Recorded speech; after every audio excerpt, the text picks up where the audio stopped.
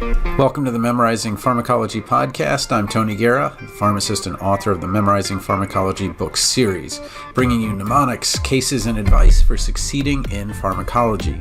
Sign up for the email list at memorizingpharm.com to get your free Suffixes cheat sheet, or find our mobile-friendly, self-paced online pharmacology review course at residency.teachable.com/p/mobile. Let's get started with the show. Just a reminder that you can find a downloadable JPEG at memorizingpharm.com/drawingpharm3. That's DRAWINGPHARM and the number 3. Okay, welcome. We're going to do drawing pharmacology. Again, these videos are not final videos. We're just kind of working through some of the things that we'll need and trying to use generation, synthesis, the higher end of Bloom's taxonomy as we think through these, try to remember them. So for respiratory, before we get into any of the medications, and the medications we'll go through are going to be the antihistamines, allergic rhinitis, decongestant, and then we'll talk a little bit about cough, steroids and inflammation, bronchoconstriction, asthma, COPD. We'll talk about, and I'll explain all these drawings later, but that we can treat bronchoconstriction alone or inflammation alone, and then we'll have some more drugs a little bit later.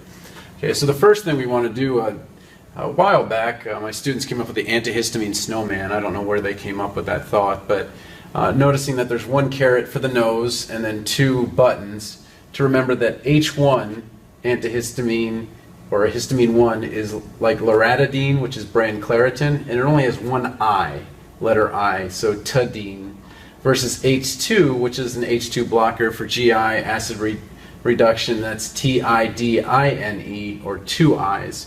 So we want to be very careful to make sure that we're not confusing H1 versus H2, histamine 1 versus histamine 2 antagonists. And then every once in a while, a student will confuse H1, H2 with first and second generation. You could call this third generation in here a little bit. We're not going to call anything third generation. It gets a little bit confusing. But we'll start with the first generation. So the first generation crosses the blood-brain barrier into the brain, and that's what causes that sedation. So something like diphenhydramine, which is Benadryl, causes this drowsiness, although in children sometimes it'll cause the opposite effect.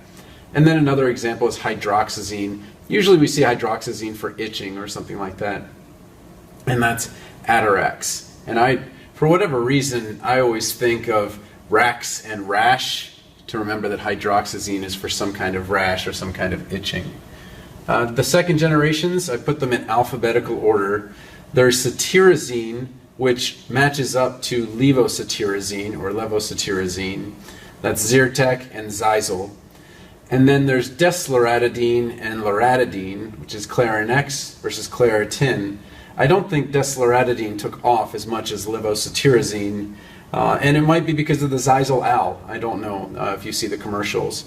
And then fexofenadine is Allegra, so let's go through them. I just put them in alphabetically. Cetirizine with a C, so Zyrtec. Desloratadine, this is Claritin, except they took out the TI and put an EX. So an excellent Claritin, or it was supposed to be the next generation of Claritin maybe, but I don't know if it really took off. Fexofenadine, this is an important one that we use for children, for over-the-counter allergies, things like that. And then you can see the word allergy sort of in there in Allegra.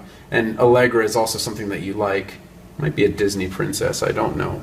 Loratadine. This is the one that really, I feel like this one came first, as the first generation, which is Claritin. You hear the commercials, Claritin Clear. And then on the box you see a bright blue sky and then the grass and everything's green. And then levocetirizine, they've got the Xyzal Owl. And for whatever reason that seems to be a good image. But the big difference between second and first generation drowsiness versus non-drowsy, we don't want truck drivers with allergies to fall asleep at the wheel. Allergic rhinitis will divide into acute versus prophylaxis. So if we have some kind of congestion, and this is really decongestants. Oxymetazoline, which is Afrin. You're not supposed to use it for more than 3 days because you get this rebound congestion. You may need to use a steroid if you do have that effect. Phenylephrine is the PE in many of the over-the-counter medications, and this comes also as neosynephrine. And then pseudoephedrine is brand Sudafed. You have to go behind the counter. You'll also see this as the -D for decongestant on something like Claritin D. Okay. For prophylaxis, really there's no better drug than an intranasal glucocorticoid or a steroid. And I put in green where it's not really technically a stem, but it's something that you might see. So budesonide, fluticasone, mometasone, triamcinolone. You see those a lot with the steroids. But Rhine for nose, Cort for corticosteroid, Flow for you're going to now be able to, the air is going to be able to flow in the nose, nace, naso next, so the next generation of nasal or something for the nose, and then Nasacort, nasal corticosteroid, Allergy 24-hour. It's pretty explicit what it's going to do. So the division you really want to make is the decongestant, which will clear up the nose right away, versus prophylaxis long term. Might take a couple of weeks for those to work. Then we get into cough, and I just think of kind of that break at the bronchi, and then that making kind of a upside down C, so C for cough. And the first thing that you might take is guaifenesin with dextromethorphan over the counter, or this is Robitussin DM. Could also be Mucinex DM, that's another brand name. Guaifenesin with codeine is Cheritussin AC. There are a number of different names for this. This comes after the cherry flavoring. Hydrocodone with chlorpheniramine is combining a first-generation antihistamine that'll make someone drowsy with hydrocodone, which will also make someone drowsy. And then they take the TUS because it's an antitussive, and then I guess it's the next generation. But this is when we really have some kind of severe cough that the codeine didn't help or the over-the-counter medication didn't help. Benzonatate, I was a Dungeons and Dragons kid, so those little pearls are little yellow pearls, and they're actually tough to get on the counting tray. But you spell it P-E-R-L-E-S, and the Tessalon pearls are something that actually kind of numbs the throat to help prevent the cough. So those four are cough. And then we go into, this is my steroid fire, if you want to think of a campfire. And then we'll get to our bronchoconstrictor, boa constrictor. And those are the two components of asthma. Now, we use steroids for all kinds of things, but this is just a way to remember it. And dexamethasone brand Decadron is, I just put these in alphabetical order: dexamethasone, methylprednisolone, prednisolone, and then prednisone. So the methylprednisolone you might find in a ready-made pack. When I got poison ivy, I would get a Medrol dose pack. Prednisolone we usually see for children. Orapred is liquid, and then prednisone you can find as a tablet.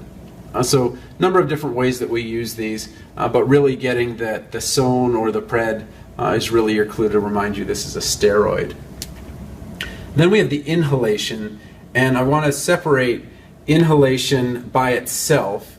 So you can have budesonide, which is Pulmicort Flexhaler, or you can have fluticasone, which is Flovent. Now, a lot of test prep books tell you you only have to know the generic, but that's problematic because there's fluticasone, which is Flovent, which is an inhaler, versus fluticasone, which is a nasal steroid, which is Flonase. And then it gets even more complicated where we can have fluticasone propionate, which lasts 12 hours as part of something that has a steroid and a beta-2 agonist, which is a bronchodilator.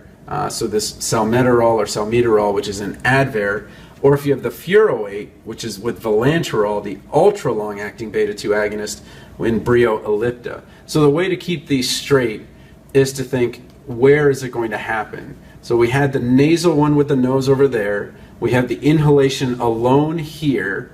So this is just for inflammation. So this is fire alone, inflammation alone, whether it's one of these oral forms or one of these inhaled forms. Then we can combine this inflammation with the bronchodilator, the bronchoconstricting boa constrictor, budesonide and formoterol, which is Symbicort, and symbiosis is when two things come together, work together. or you can add things together to get air, which is Advair, or Brioellipta.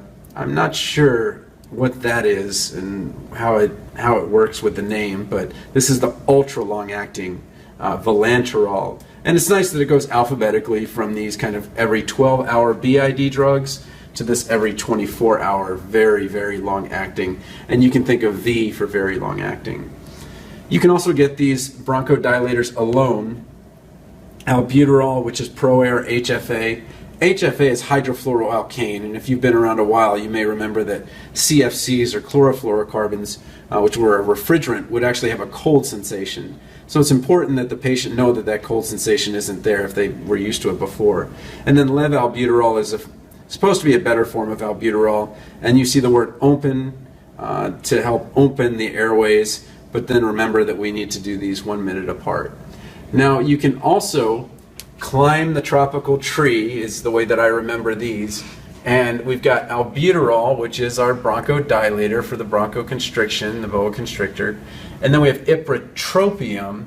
And this tropium, we don't really need to get into it too much, but this is an anticholinergic. So if you remember atropine, that's a tertiary. This is going to be a quaternary, just like you have ammonia versus ammonium. So if you think of the ammonium as the quaternary form, but this ipratropium is short-acting and goes in duoneb. That N should be capitalized. But albuterol plus ipratropium. So my kids, when they came out of NICU, were on duoneb. Two different ways, bronchodilating, working against the muscarinic system to open up the airways. But the CLI is from something like aclidinium, which is Tidorza. This is actually, I think, long-acting versus the ipratropium, which is short-acting. And this is Atrovent, which can come as an inhaler. There's also something called tiotropium, and that is actually long-acting Spiriva. Okay, so we can have this bronchodilator with the tropical tree, or we can have the bronchodilator alone. Short-acting, long-acting, you kind of have to remember.